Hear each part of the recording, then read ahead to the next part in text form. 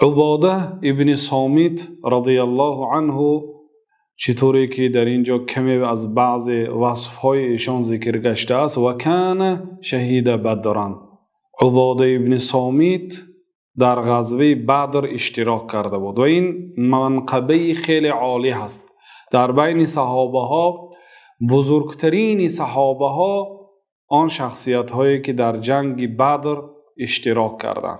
حضرت عباده ابن صامت رضی الله عنه اشتراکچی جنگ بدر بود و این چنین و هو احد النقباء لیلة العقبه و او یکی از ناظران بود شب عقبه، یعنی نماینده قومش بود از خزرج، یعنی از مدینه که عبارت از دو قبیله بودن، اوس و خزرج، و در بیعت عقبه اولا و دوم اشتراک کرده بودند که در مکه پیامبر صلی الله علیه وسلم در موسم حج با حاجی ها که از دور و نزدیک می آمدند با آنها ملاقات می کردند، با آنها دین مقدس اسلام را پیشنهاد می کردند و تلاوت قرآن می کردند که این دین مقدس اسلام را پذیرند. و حضرت عباده ابن صامت در دو بیعت و در بیعت شجره هم اشتراک کرده است که اینا همه مناقب هست، اینا همه فضیلت است. کسی که در این جاها اشتراک کرده است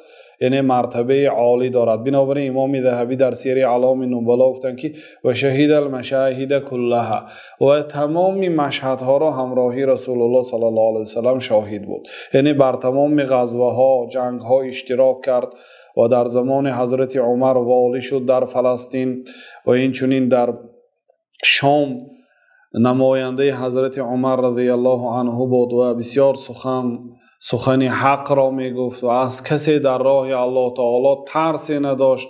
لا یأخذه فی الله لومة لائم، در راه الله تعالی از لومی ملامت کننده، از ملامت کننده ترسی نداشت.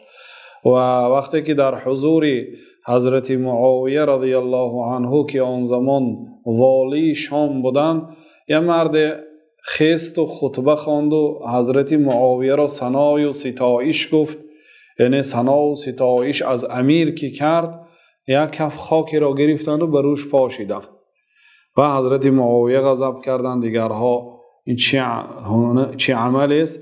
گفتند که پیامبر صلی الله علیه وسلم را شنیدم که اگر بینید که مداح‌ها، شخصیت هایی که بر روی انسان را تعریف های زیاد میکند، در روی آنها خاک پاشید و به همین حدیث عمل کردند و در راه الله تعالی واقعا از چیزی نمی ترسیدند. در بازارها و در راهها فروشنده های عرق را عرق های آنها را می شکستند که از بالایشان شکایت ها می شد. او یکی از شخصیت های اهل علم بودند و چندین حدیث ها از ایشان در کتاب های سنن و صحاح روایت شده است. سال 34 هجری در رمله از دنیا گذشته. الله تعالی از ایشان راضی باشد.